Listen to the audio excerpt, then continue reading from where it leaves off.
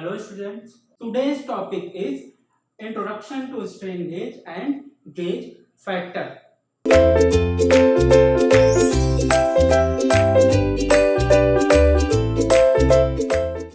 So, before wasting much time, let us start the subject, and the topic is strain gauge. First, let us learn about what strain is actually. Strain is equal to change in length divided by original length. Change in length divided by original length. Let us suppose we have a fine resistive wire. Let us suppose we have a fine resistive wire, and this is the wire. Its dimensions are, its length is capital L, and diameter its diameter is capital D. Diameter is capital D, or its cross sectional area. Cross sectional area. Let us suppose this is capital A. Now, if we apply force on this fine resistive wire, this is fine resistive wire. Fine resistive wire. If we apply force or stress on this fine resistive wire, then its dimensions, length, and its cross-sectional diameter or its cross-sectional area will be changed. So there are two manners in which stress can be applied on this material. Stress can be applied on this material in two manners. One is compressive stress. And other one is tensile stress. So let us understand the meaning of tensile and compressive here. Tensile stress means if we apply force in this direction on this wire, if we apply force in this direction or in this direction, or we are trying to pull this wire, we are holding this wire like this, and we are pulling this wire, then what will happen? Its length will be changed. If its length will be changed, then its cross-sectional area will also be changed.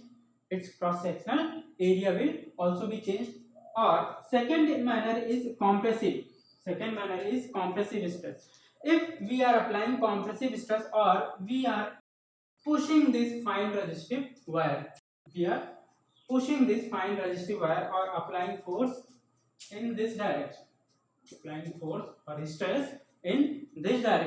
then what will happen? Its length will be decreased and its cross-sectional area will be increased.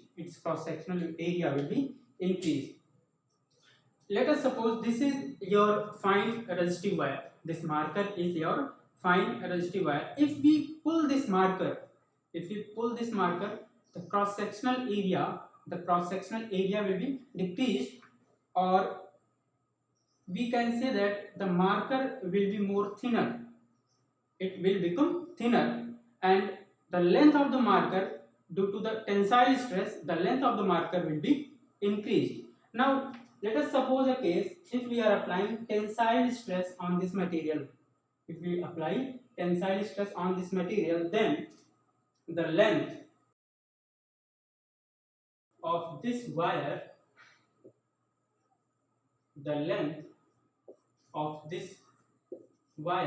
will be increased. Let us suppose the new length after applying tensile stress, the new length is L plus delta L, and its diameter or its cross-sectional area will be decreased. its cross-sectional area will be decreased, or we can say that its diameter will be decreased. Why the diameter will be decreased? Because the marker will be more thinner. Let us suppose this is your marker, then this marker will be more thinner. Okay, so if cross-sectional diameter is getting decreased, then its cross-sectional area will also be decreased. Cross-sectional area will also be decreased. Cross-sectional area will be nothing but pi r square. R means radius. Let us write this in terms of diameter. Then this will be pi d square by 4, because r is equal to d by 2. Put in the place of r as d by 2. Now this is your cross sectional area. If diameter will be decreased, then its cross sectional area will also be decreased. Now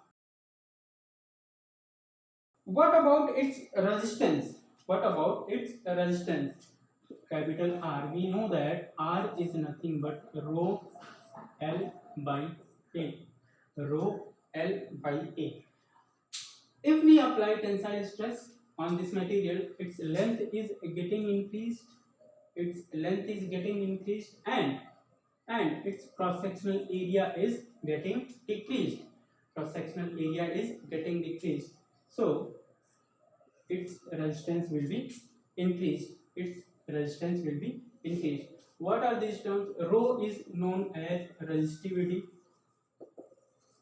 Rho is known as resistivity. L is length.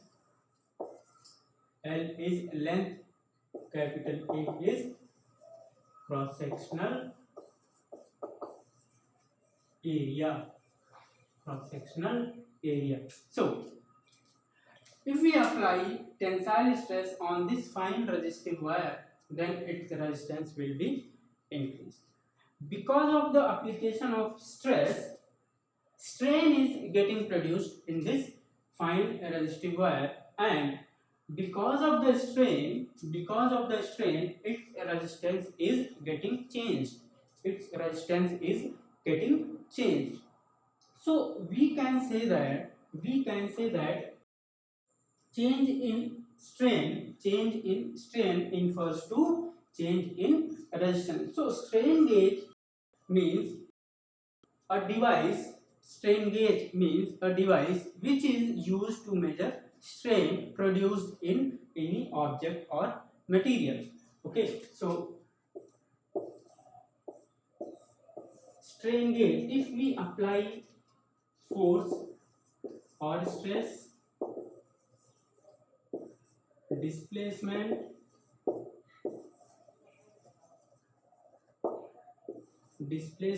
pressure, etc. on strain gauge, then the resistance of the strain gauge will be changed. So if we measure change in resistance, then we can measure strain produced in this wire. So by measuring resistance, we can measure strain. That is what strain gauge is. Now if we apply compressive stress on this material, its length will be decreased. Let me show this. This is your original resistive wire with length capital L. Now if we apply compressive stress,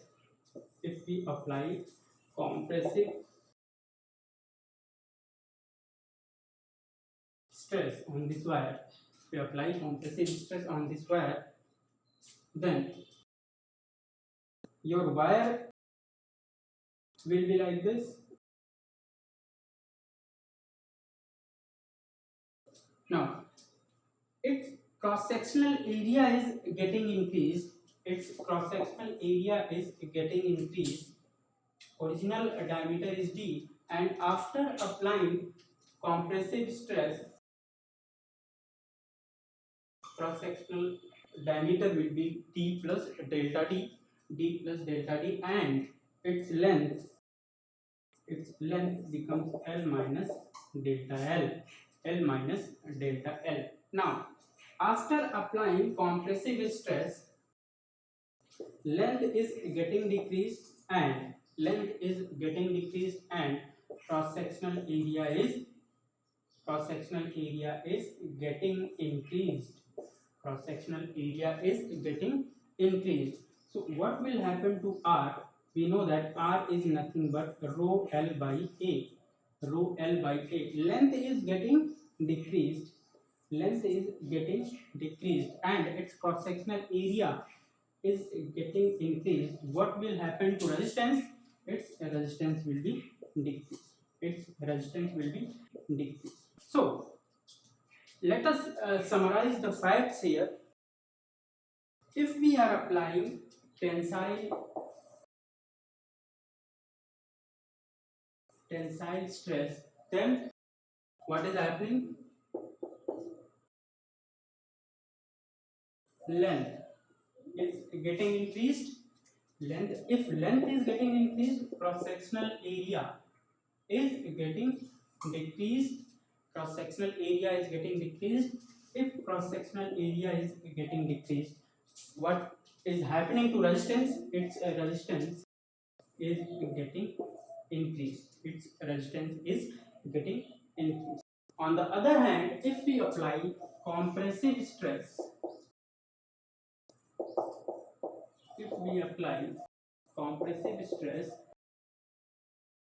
then length is getting decreased.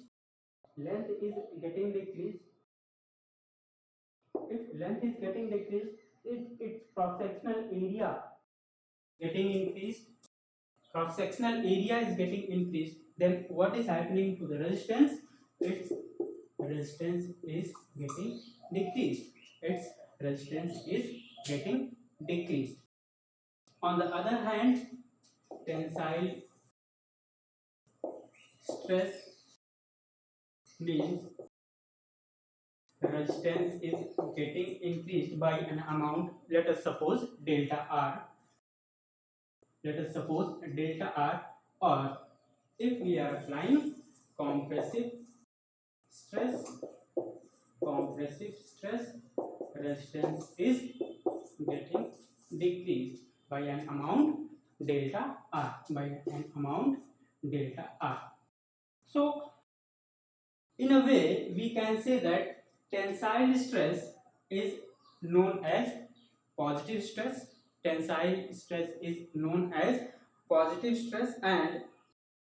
compressive stress is known as negative stress. Tensile stress produces positive strain.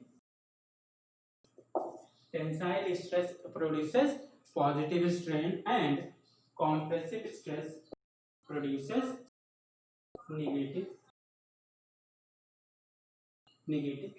Positive strain means resistance will be increased, and negative strain means resistance will be decreased.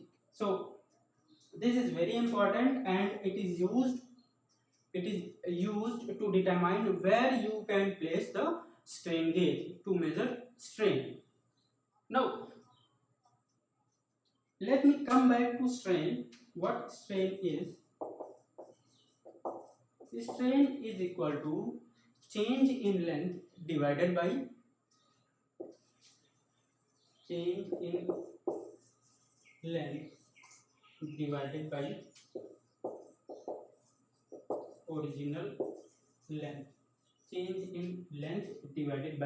original length. In our case, in the case of fine resistive wire, change in length is delta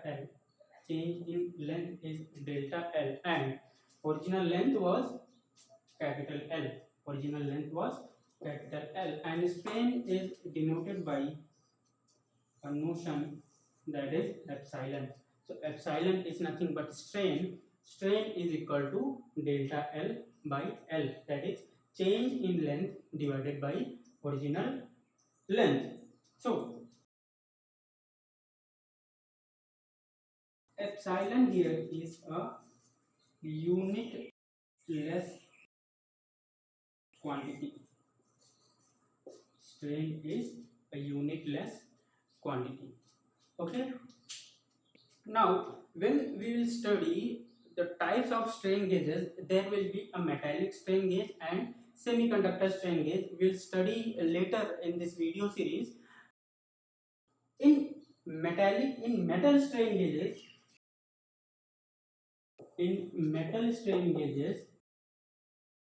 dimension change in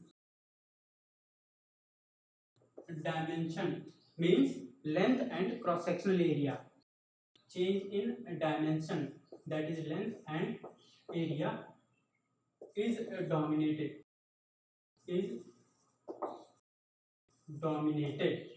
Whereas in semiconductor strain gauges,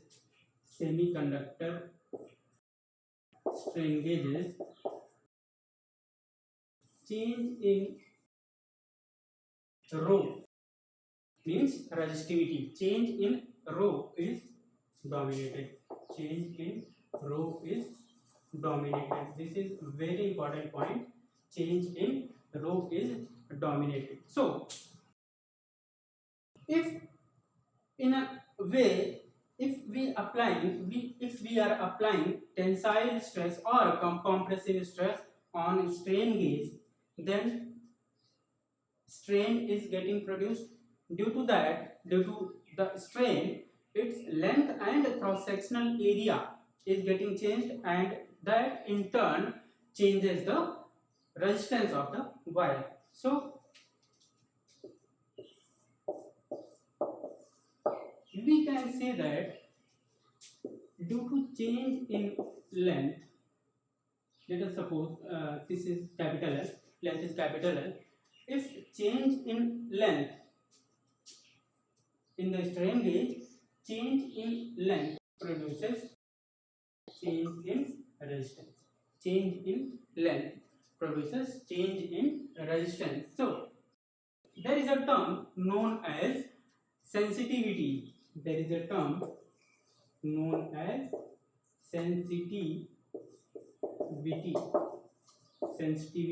Sensitivity of the strain gauge is nothing but delta L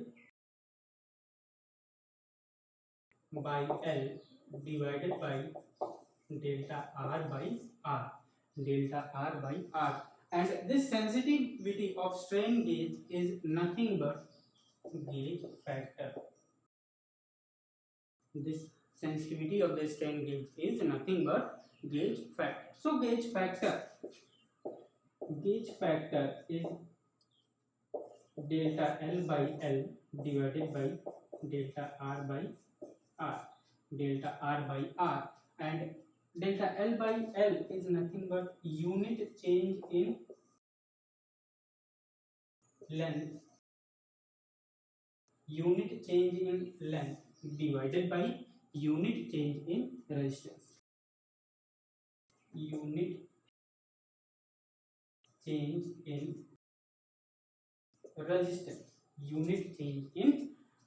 So gauge factor, we know that delta L by L is nothing but epsilon. Delta L by L is nothing but epsilon divided by delta R by R.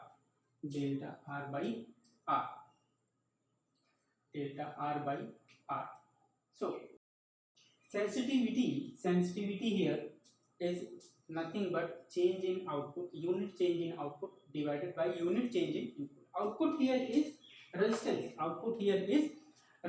So this is a slight mistake here. Unit change in resistance, that will be delta R by R divided by delta L by L. So correction goes to this way. This will be delta R by R divided by delta L by L, and delta L by L is nothing but epsilon. So this will be unit change in resistance, unit change in resistance divided by unit change in length, unit change in length, right? So here epsilon, we can say that from here delta R by R is equal to epsilon into gauge factor, epsilon into gauge factor. Now if we know epsilon and gauge factor, then and we know the original resistance, then we can calculate change in resistance. So from here we can calculate delta R means change in resistance is equal to epsilon into gauge factor into original resistance, epsilon into gauge factor into original resistance. So gauge factor here is very important quantity in the case of strain gauge, right? This was about a material, a fine resistive wire on which we were applying tensile stress or compressive stress. If you have a material like this, then to measure strain in this material, strain produced due to the stress, what will happen, where will you place the strain gauge? If we applying stress in this direction, means you have this object, let me show this. You have a rectangular object like this is its diagonal, these are its diagonals. Okay, now we are applying stress in this material in this direction, means we are twisting this material like this, okay. Now let me show this. If we are applying stress in this direction, what is happening, this diagonal is getting reduced and this diagonal is getting increased, means in this diagonal compressive stress is being produced, and in this diagonal, in the other diagonal, means this diagonal, there are two diagonals, diagonal 1 and diagonal 2. In the diagonal number 1, tensile stress is being produced, and in the diagonal number 2, compressive stress is being produced. Okay, so after applying stress in these directions, as shown in the figure, what will happen? In diagonal 1, tensile stress is being produced, and in the diagonal number 2, compressive stress is being produced. So this is your diagonal number 1 and this is your diagonal number 2. After applying stress at diagonal 1, tensile stress is getting produced or tensile strain is there. On diagonal number 2, there is compressive strain. So in the case 1, in the diagonal 1, the tensile stress means a positive strain. Tensile stress means positive strain.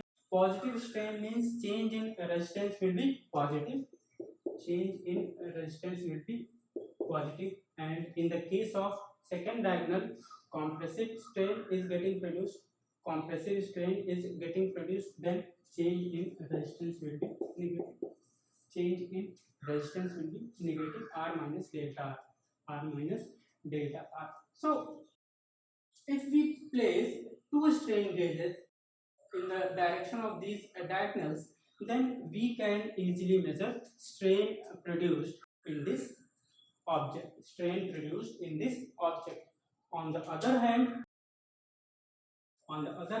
if we have material, same material, this is diagonal 1, this is diagonal 2, and we are applying force in this direction, or we are applying stress in this direction. We are applying stress in this direction. What is happening? We are producing stress in this direction, this one downwards, this one upwards. What is happening? What is happening?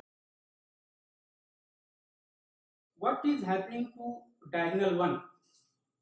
What is happening to diagonal 1? Let me redraw this. This is diagonal 1. This is diagonal. In this case, at diagonal 1,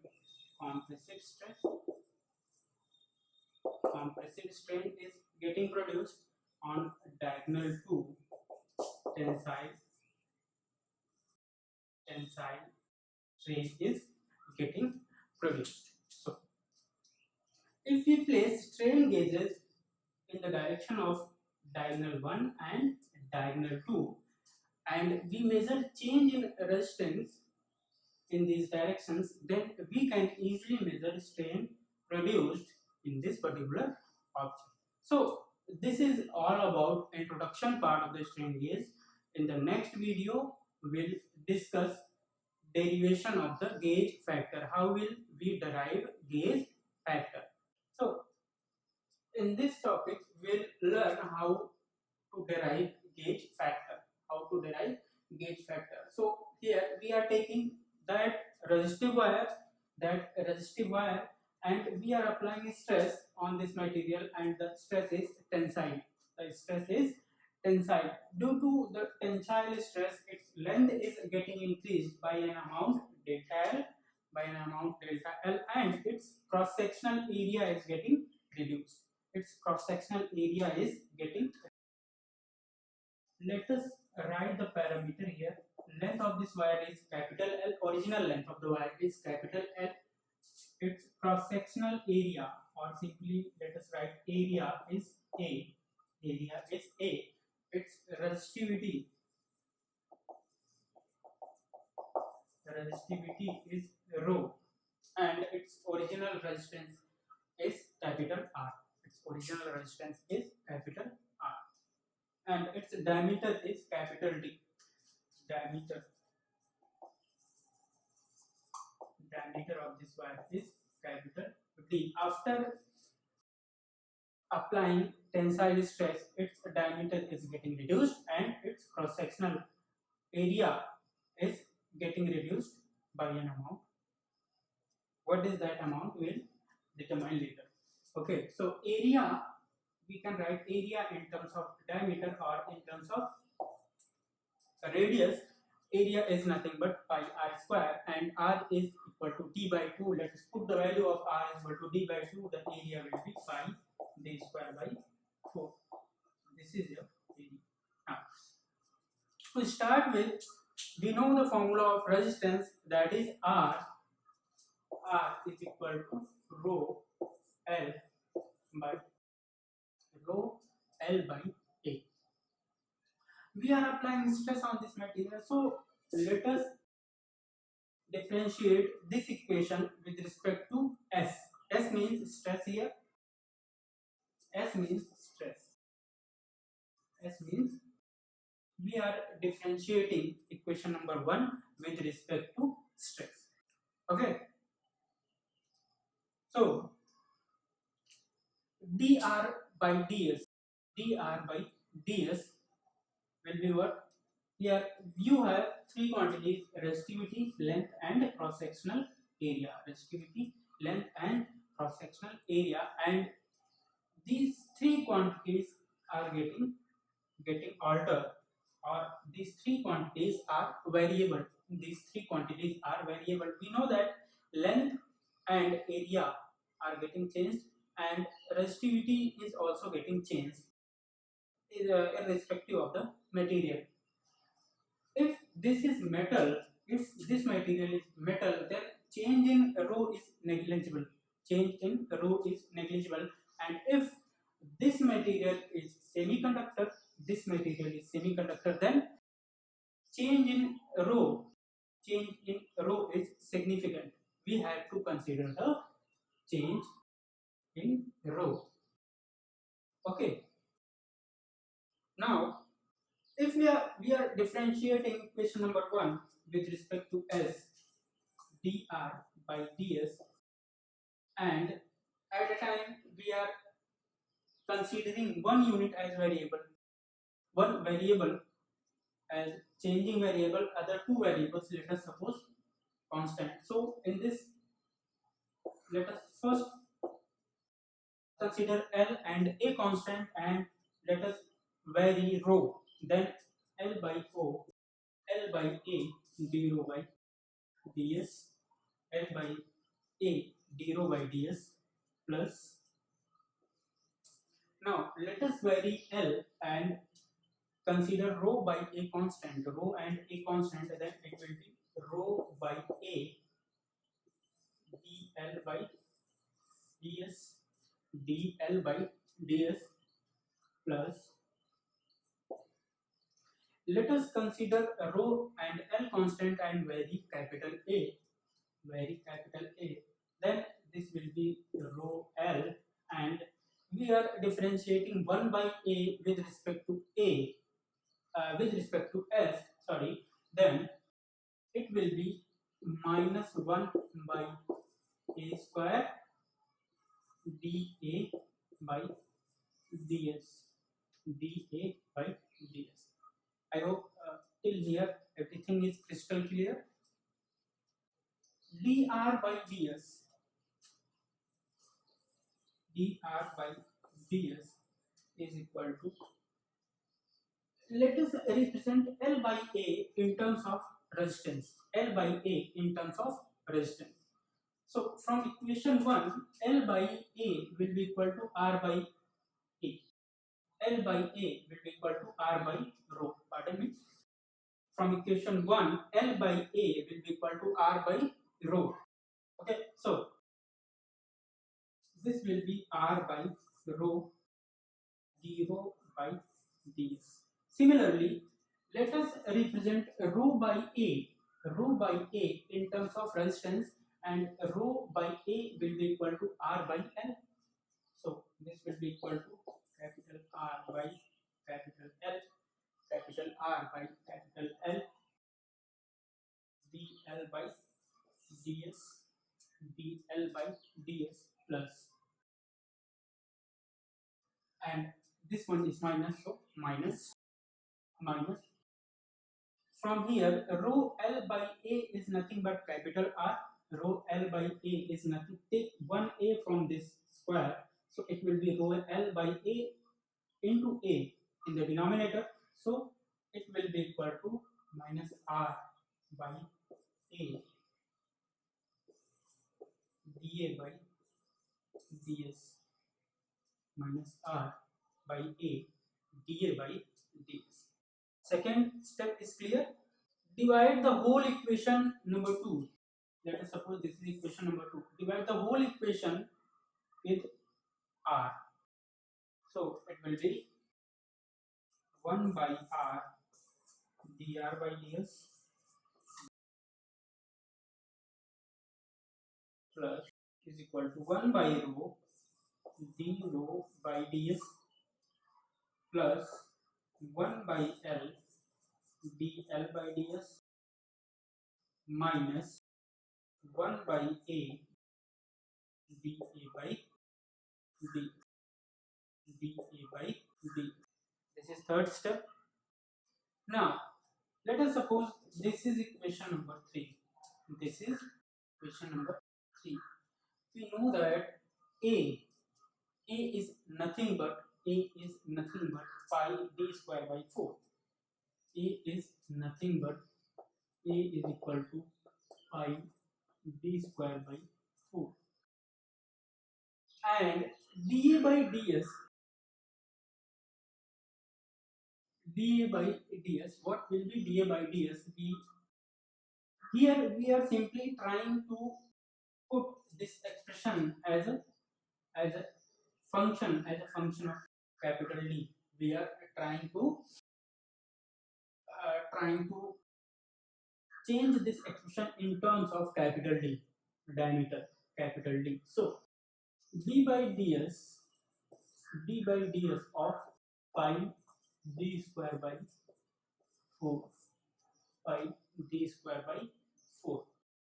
Pi by 4 is constant, so it will be pi by 4 d by ds of d square of d square, right? So this will be equal to differentiation of d square with respect to s. So it will be equal to pi by 4. Differentiation of d square is nothing but 2d into d by ds. d by ds. I hope this is clear. Now it will be pi d by 2 d by ds. Pi d by 2 d by ds. Let us put the value of capital A and the value of dA by ds from this equation. From equation number 4, dA by ds is equal to pi d by 2 dd by ds, equation number 4. Let us put the value of dA by ds from equation number 4, and we know the value of area in terms of diameter. Let us put these values in equation number 3. Then it will be equal to 1 by r dr by ds is equal to 1 by rho rho by ds plus 1 by l by ds minus 1 by a. A is nothing but pi d square by 4. It will be pi d square by 4. And dA by ds, let us put this from equation number 4. It will be pi d by 2 dd by ds. Pi d by 2 dd by ds. Right? So let us solve this. 2 times pi is getting cancelled out and 1 d is also getting cancelled out. So this becomes 1 by r dr by ds is equal to 1 by rho d rho by ds plus 1 by l dl by ds minus 2 divided by d dd by ds. I hope till this step everything is crystal clear. Okay. Now let us multiply whole equation with ds. Let us multiply whole equation with ds. Let us multiply equation number 5 with ds. Equation number 5 with ds. What will happen? It will become dr by r is equal to d rho by rho plus dl by l minus 2 d by d by d. So dr we can write it as delta r. Dr and delta r both are one and the same thing. So delta r divided by r is equal to delta rho divided by rho plus delta l divided by l minus 2 delta d divided by d. Delta d divided by d. Let's multiply whole equation number 6. Let's divide whole equation with delta L by L. Delta L by L. Equation number 6 divided by delta L by L. Equation number 6 divided by delta L by L. So it will be delta R by R divided by delta L by L is equal to del rho by rho divided by del L by L plus 1 minus 2 del D by D divided by del L by L. Del L by L. This is equation number 7. Note it down till here, till equation number 7. Equation number 7. There is a term, this one, delta D by D divided by delta L by L. Let us introduce a new term here, that is known as Poisson's ratio. Poisson's ratio. It is represented by mu. It is denoted by mu. Denoted by mu. And this is nothing but lateral strain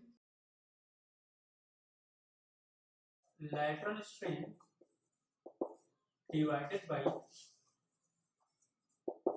longitudinal strain. Longitudinal strain. So, if we are pulling any wire or any material or pushing it, then there are two types of strains.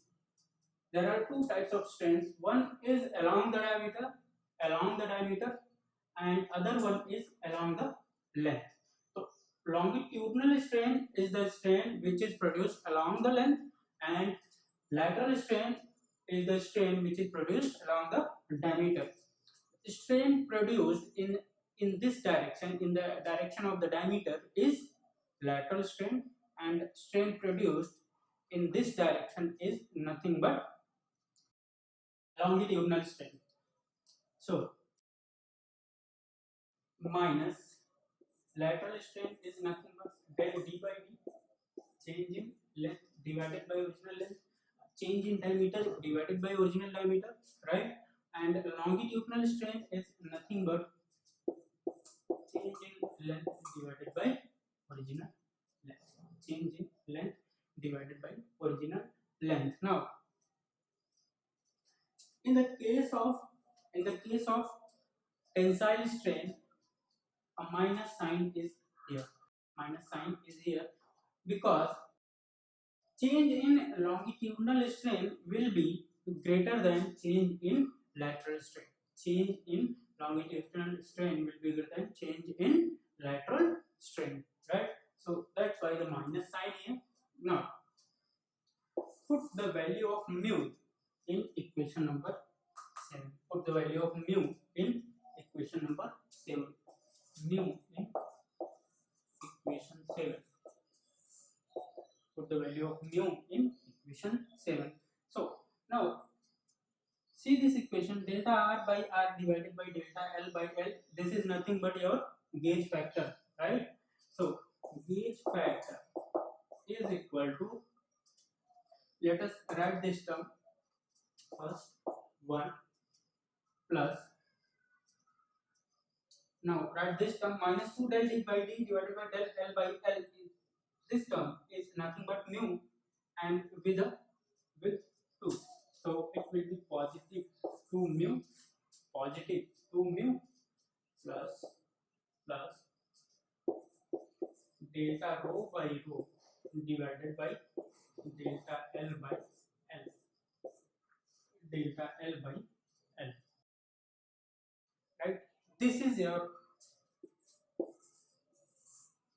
equation for gauge factor.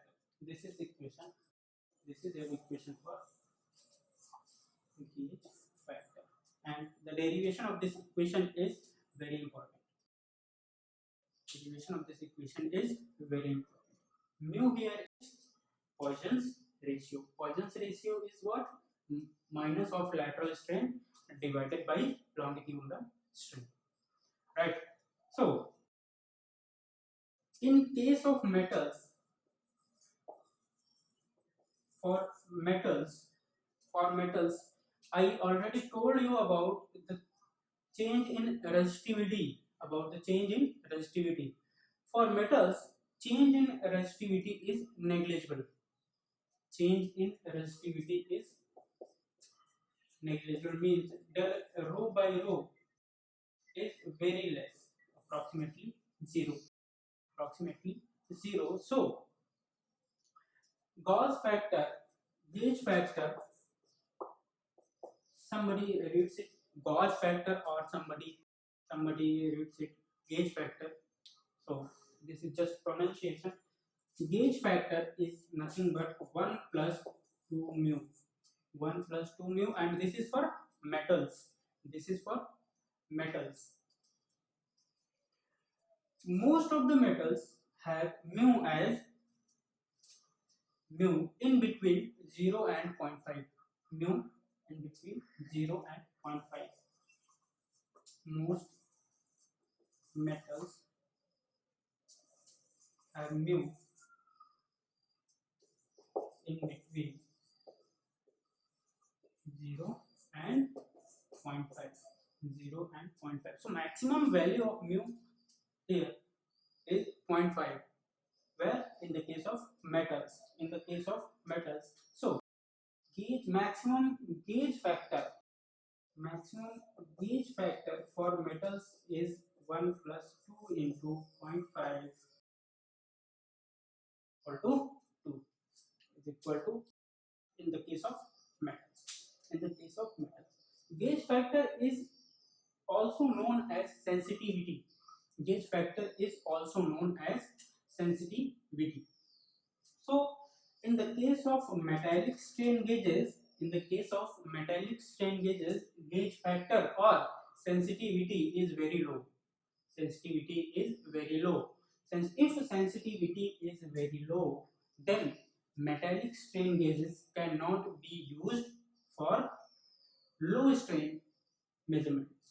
Low strain measurements. For low strain measurements, I am repeating this sentence. For low strain measurements, metallic strain gauges cannot be used. Cannot be used. Whereas if you have semiconductor strain gauge, then you have to consider the value of delta rho by rho. Change in resistivity due to application of stress in the semiconductor, delta rho by rho will be significant. Delta rho by rho will be significant. So in the case of semiconductor strain gauges, gauge factor will be high. Gauge factor will be high, or sensitivity will be high. Gauge factor and sensitivity are both same things. Both are same things. Gauge factor and sensitivity. So in the case of semiconductor strain gauge, gauge factor is high or sensitivity is high. So semiconductor strain gauges can be used for micro strains or low value of strains. Micro strains or low value of strains. So let me write these points, or you can also write. Let us understand each terms here. Let us understand each terms here. In the gauge factor, you have 1 plus 2 mu plus d rho by rho divided by del L by L.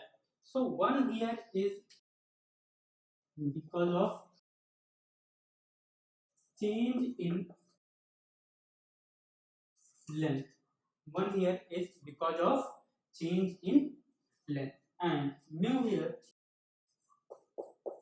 is because of change in area, as we saw in the derivation part, and d rho by rho divided by dl by l. dl by l is because of change in resistivity, del rho by rho divided by del L by L, change in resistivity, change in resistivity. So for metal strain gauges,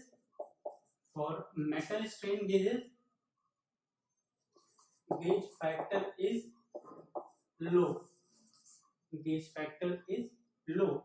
So metal strain gauges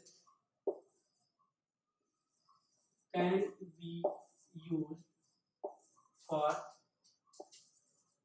high strain measurements. High strain measurements can be used for high strain measurements. Metallic strain gauges cannot be used for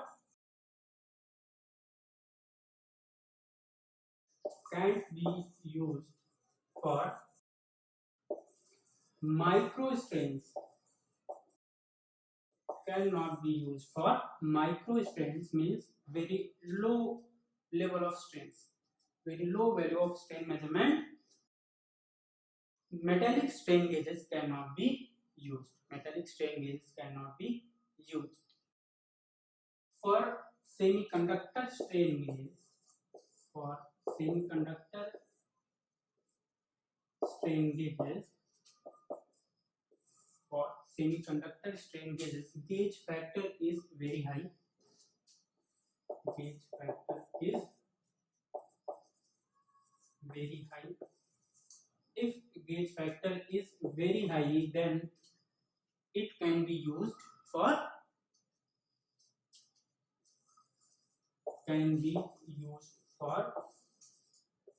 micro strains.